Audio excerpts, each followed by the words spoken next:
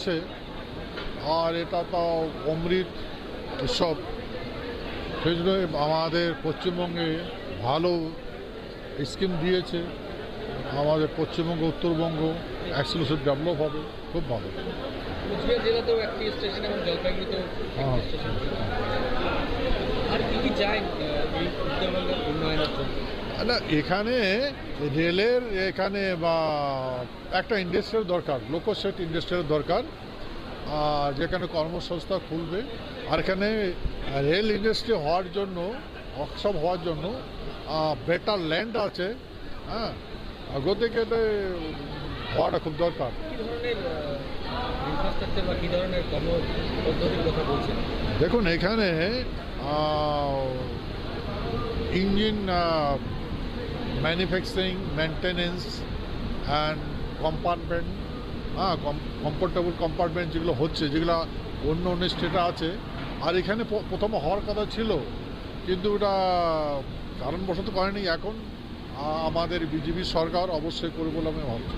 নারায়ণী রেজিমেন্টের কথা এর আগেও বলা হয়েছিল, কিন্তু এখনও ফলপ্রসূ হলো না, কি বলবেন? নারায়ণী রেজিমেন্ট যেটা গভর্নমেন্ট আমাদের বলেছে, রিপ্লাই দিয়েছে যে যেটা রেজিমেন্ট আছে ইট ইজ এ সাবজেকশন, আর নতুন কোনো রেজিমেন্ট করা হচ্ছে না, এই কথা বলছে। তা আমরা বলেছি যে আমাদের নারায়ণী সেনা যে অ্যাজ পার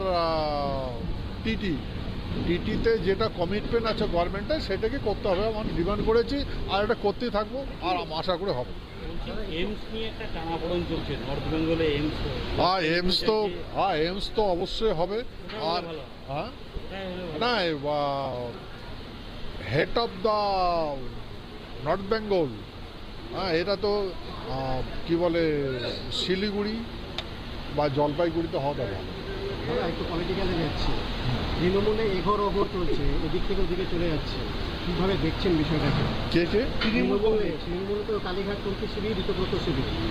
না, এদের কোনো রাজনীতি বা ফিলোসফি নেই। হ্যাঁ, এখানে যেদিকে ছাড়তো সেই দিকে দৌড়ায়। এখানে না এরা জনগণের সেবা করে, না দেশের সেবা করে, এরা লুটপাট করে, যেখানে সুবিধা হবে সেখানে লুটের জন্য যায়। ধন্যবাদ। শেষ করে ফেলছো তো, দল শেষ হয়ে গেছে, কোনো অস্তিত্ব থাকবে না। যা করছে, আমি বলেছিলাম না সময় সংকেতে তুমি সব বুঝিতে পারবি, এখন বুঝতেছেন তো। ধন্যবাদ।